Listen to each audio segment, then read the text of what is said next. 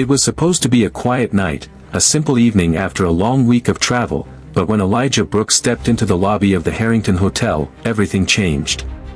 The lobby shimmered under gold chandeliers, marble floors gleamed, and a soft piano played in the background, the kind of place that prided itself on class and exclusivity. But beneath that polish, prejudice waited, ready to show its face. Elijah smiled warmly as he approached the front desk, suitcase in hand, his tailored coat still damp from the evening rain. The clerk behind the counter barely glanced up. Her expression shifted the moment she saw him, that instant flicker of judgment, that tightening of the lips. Her tone was sharp and practiced. "I'm sorry, sir, we're fully booked tonight." No warmth. No effort. Just dismissal. Elijah tilted his head slightly, still calm, still polite. "That can't be right," he said softly, pulling up the confirmation email on his phone. Reservation under Brooks. Elijah Brooks. He slid the phone across the counter. The clerk's eyes flickered down for a moment, scanning the screen, then back up at his face, her voice colder now. "We don't have anything for you, sir. Perhaps you should try somewhere else." The line behind him grew quiet. A few people looked down, others watched, curious but unwilling to speak. The air grew heavier by the second. Elijah exhaled slowly, a lifetime of restraint behind that single breath. He'd seen this before, in restaurants, in offices, in boardrooms, but it never stopped stinging. Instead of arguing, he simply said, "I'll wait," and stepped aside, standing quietly near the lobby chairs. The next guest, a white man in a tailored suit, stepped forward. "Good evening," the man said cheerfully. The clerk's face lit up like a switch had been flipped. "Of course, Mr. Daniels, welcome back," she smiled, typing quickly. "Your suite is ready." Within seconds, a keycard was placed in his hand. Elijah didn't need to hear more. The truth was loud enough in the silence that followed. He sat down calmly, hands folded, eyes steady. What no one in that lobby knew, not the clerk, not the guests, not even the manager, was that Elijah Brooks was not just another traveler. He was one of the hotel's largest private investors. His name was on the very contracts that funded the chain's expansion. The marble beneath their feet had been partly paid for with his money. Yet here he was, being told he didn't belong. The irony was poetic, and painful. Minutes passed. Then an hour. The clerk whispered to security, her words laced with irritation. "He won't leave." But Elijah didn't move. Stillness was his weapon. He knew that patience could be louder than anger, that silence could shake foundations more than shouting ever could. Slowly, guests began to notice. Whispered questions spread. Why hasn't he been helped? What's going on? The tension built like pressure under glass. Finally, the manager appeared, tall, confident, his polished shoes clicking across the floor. His smile was professional, but empty. "Sir," he began, "I'm going to have to ask you to leave. We cannot accommodate you tonight." Elijah rose slowly. His voice was calm, measured. "I think you'll want to reconsider." The manager blinked, taken aback by his composure. "Sir, we do not have to reconsider anything," he said, his tone dripping with arrogance. That was the moment Elijah reached into his coat. He pulled out a sleek black folder, simple, unassuming, and placed it gently on the counter. "Then read this," he said. The manager frowned, flipping it open. His eyes darted over the pages. Then they widened. The clerk leaned closer, her face draining of color. There, bold and undeniable, was the signature of Elijah Brooks, listed as a primary stakeholder of the Harrington Hotel Group. The silence that followed was electric. A gasp rippled through the lobby. Phones came out. Guests whispered. The very man they had dismissed, the man they had asked to leave, was one of the people who owned the place. The manager's composure cracked. Mr. Brooks, I didn't realize, Elijah cut him off, his tone low but powerful. You didn't want to realize. You saw me, and decided who I was before you even checked. You thought my skin told you everything you needed to know. Now you want to backtrack because the power doesn't sit where you thought it did. His words landed like thunder. The crowd murmured. Some began recording. The manager stammered, "Of course we'll honor your reservation, we'll upgrade you," but Elijah raised a hand, silencing him. It's not about the room anymore. It's about accountability. You didn't just deny me service, you denied me respect. And if this is how this brand operates, maybe it doesn't deserve my investment. The clerk looked like she might cry. Her earlier confidence evaporated. The manager's voice trembled as he spoke, "Please, Mr. Brooks, this was a misunderstanding." Elijah turned to the watching guests, his voice steady and resonant.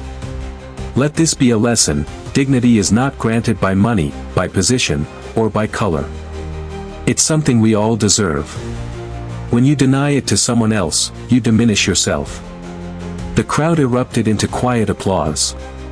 Elijah stood tall, calm amidst the chaos, and turned to leave. Cameras followed him as he walked through the glass doors into the cool night air. Justice had been served, or so it seemed. Outside, the city lights reflected in the puddles at his feet. Elijah's phone buzzed. A message from his attorney lit up the screen. It was short, sharp, and chilling. "We need to talk. The Harrington board is meeting in secret. They're planning something against you." Elijah froze, the words burning into his mind. He had walked out of that hotel with dignity restored, but now, something darker was stirring beneath the surface. His phone buzzed again, another message. This time, no name. Just 6 words that made his pulse spike. "You think you've won. You haven't." The night wind picked up, rustling his coat as he looked back at the glowing hotel behind him. The same place that had rejected him hours earlier now stood like a fortress of secrets. His eyes narrowed. The battle had only begun. Because in the world of power and prejudice, respect might win you applause, but truth could get you enemies. The next morning, the city was already buzzing, not with the hum of traffic, but with the echo of Elijah Brooks's story. Overnight, the footage from the Harrington Hotel lobby had gone viral. Millions watched the video of a calm black man exposing the hypocrisy of the very company he helped build. News anchors praised his composure. Social media roared with support. Hashtag Justice for Elijah trended worldwide. But behind the applause, something darker was unfolding. In a glass-walled conference room at Harrington headquarters, a dozen board members sat in silence. The chairman, Richard Cole, adjusted his silver tie, his jaw tight with anger. "He humiliated us publicly," he said coldly. "Our investors are furious." Stock dropped 4 points overnight. Across the table, another executive whispered, "We could release a statement, apologize." Richard slammed a hand on the table. "No. We remove him. Now. Before he removes us." By noon, Elijah received the call. His attorney, Charles, sounded tense. "Elijah, they've filed a motion to suspend your voting rights on the board. They're accusing you of breaching investor conduct by going public." Elijah stared out at the skyline from his penthouse window, his voice low. "So they make me the villain for exposing their own discrimination." Charles sighed. "They're scared, Elijah. And scared men do desperate things."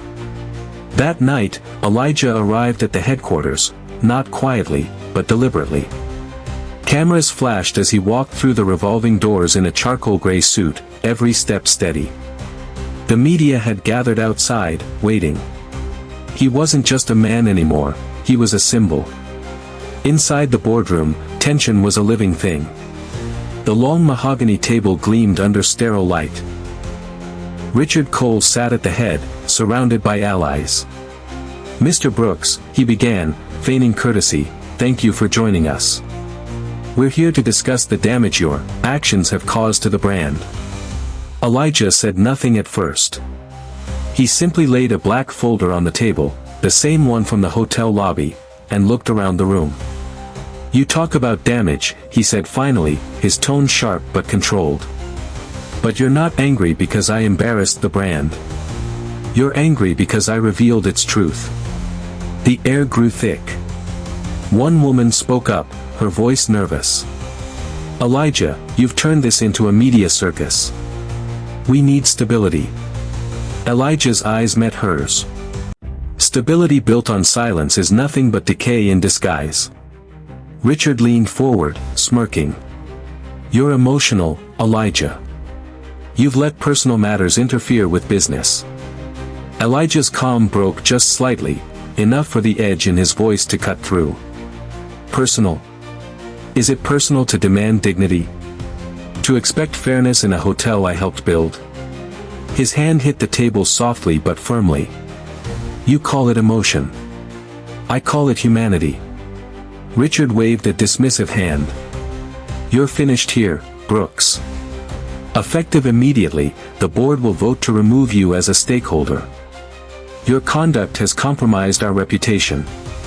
Elijah smiled faintly, the kind of smile that hides thunder.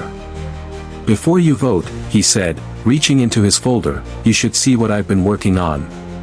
He spread out a series of documents across the polished table. Emails, internal memos, text messages between executives, all detailing how the board deliberately trained staff to screen guests that didn't fit their image of exclusivity. The room froze. One man muttered, "This is fake." Elijah pressed a button on a small recorder. The room filled with a familiar voice, Richard Cole's, recorded during a private call. We can't have the wrong type of clientele in our flagship locations. It ruins the brand's appearance. Gasps echoed around the table. Richard's face went pale. You recorded me. Elijah leaned forward, his voice low, steady, and final. No, Richard. You recorded yourself. I just gave you a mirror. The boardroom erupted, voices clashing, accusations flying. Some members demanded an immediate investigation, others tried to defend themselves. Richard stood, shouting, "You'll regret this, Brooks." Elijah met his gaze calmly. I already regret trusting men who hide cowardice behind custom suits. Then, Elijah pulled one final paper from his briefcase, a legal motion. I'm transferring my shares to a trust, one that funds equal opportunity scholarships for hospitality students. The Harrington brand will no longer profit from my silence or my success. The room fell silent. Even his opponent stared, stunned. He had just walked away from millions, but walked away with something far greater. Gentlemen, Elijah said softly, gathering his papers, this isn't just about me. It's about what this place represents. And if this is the face of power, then power needs a new reflection. He turned and walked out, the boardroom doors swinging shut behind him. Outside, reporters swarmed, microphones flashing. Elijah paused, facing the cameras, rain beginning to fall like silver threads around him. I didn't fight back for revenge, he said. I fought back for respect. Because when dignity has a price, humanity is already bankrupt. The crowd erupted in applause. But as the noise swelled, Elijah's phone buzzed again, one last message. No name. No number. Just words that froze him where he stood. You may have beaten Richard. But you haven't met who he works for. Elijah's eyes narrowed. Across the street, a black car idled.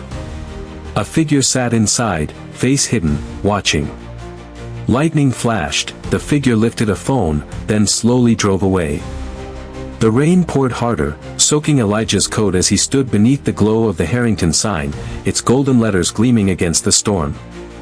Justice had been served, but the war behind it had only just been revealed. The narrator's voice returned, deep and haunting, echoing through the storm.